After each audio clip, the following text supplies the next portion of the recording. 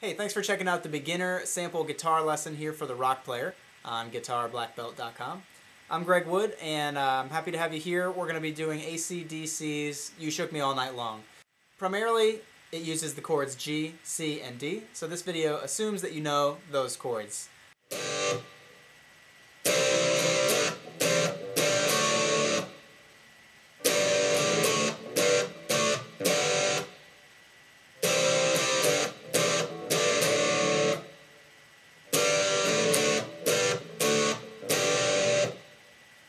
Okay, so we're going to be doing You Shook Me All Night Long, and as you can see, the chords for this song, just a couple different combinations of G, C, and D.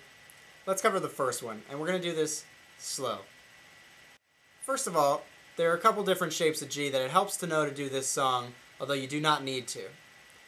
For my purposes, when I play, I like to use the G shape using my second, third, and fourth fingers, and leaving my first finger free to play that first G. Okay? So I'm going to go. The second chord is C, and that's why I like my first finger free, because if you watch the transition, there's very little movement. These two fingers go from here to here, and the first finger just comes down, and that happens all at the same time.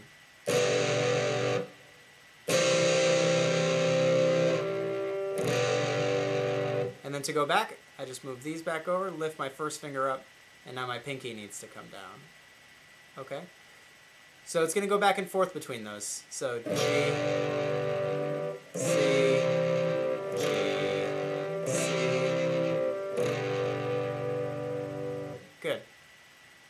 So you just want to be able to practice that. So when you practice this, in order to get the song down, practice going from this shape of G, where you use your third, second, and then fourth fingers.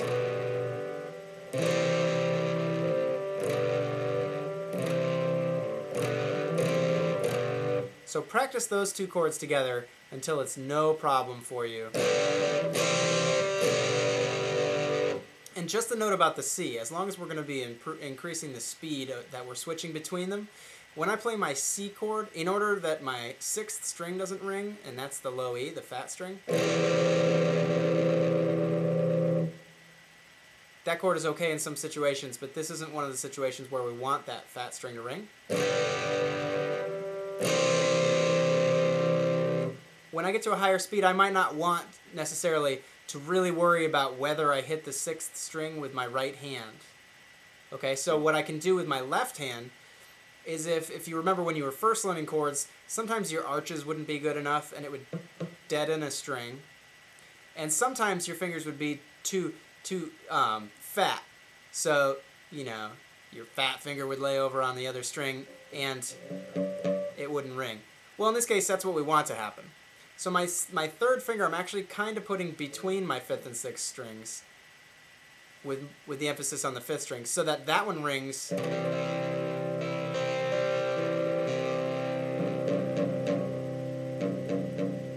But it deadens my sixth string.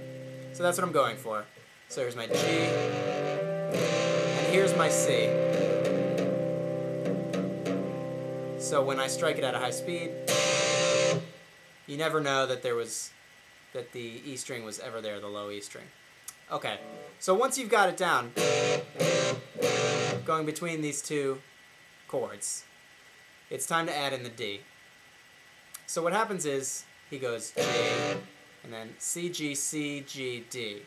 C, G, C, G, D. And that's what you're going to practice. So practice G, and then you pause, and then C, G, C, G, D. What that means is you actually have to get your transition from your G to your D just as fast as your transition from your G to your C. Okay, and now I do not have a secret to keep these strings from ringing when you play your D chord, because at this point, I really don't think that your thumb should be coming around. Some people use that to mute when they play a D chord. What I want you to do is just aim for the higher strings, aim for the thinner ones. change the trajectory on your pick so that you don't go straight across all the strings, but you aim down over the higher ones. So in order to get your G to D transition as fast as it can be, one thing you might consider, and it might make things confusing or it might help you, so this is going to be up to you. I actually like switching from the other G position to the D. And now the other G that I use is, and you can do it with all the same frets pressed down, but I like adding in the 3rd fret on the 2nd string. So it's my 3rd fret with my 2nd finger, my 1st finger on my 2nd fret of my 5th string, open, open, now my 3rd fret again, now with my 3rd finger, and now my pinky on the 1st string, 3rd fret. The reason I like to transition from this G to the D is that I can leave my 3rd finger down the whole time. It anchors me in place. I don't have to look at my neck at this point because now I've gotten so used to this anchor staying there from practicing the G to D this way. So one thing you might think about doing is going G, C, G, C. Okay, so the last G before the D, you might switch to this other position for a quicker transition that's more accurate. It just might help you. The G to the C, you can see, is such a small transition, that's why we do that. And from this G to D, I can kind of leave my anchor down. That's why I like that one. So now the other one. Switching from this G to this D, the other thing I keep in mind is I'm keeping this anchor down, and my 3rd finger, it's kind of threading the needle between these 2 fingers. So you can see how it's passing between.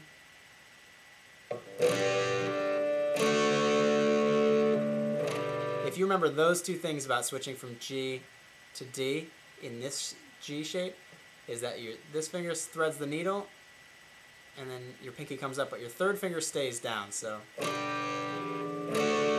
that can become a very, very fast transition for you.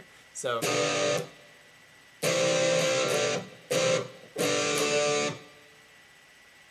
okay, and then to finish out this part of the song, which is all we're going to cover in the sample lesson here, you're going to go G, and this is why I like to switch to this G, because there's a whole part here now where I have to go back and forth between G and D.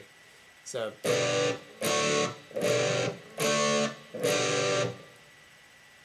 there's the first G strike, and then there's 5 chords.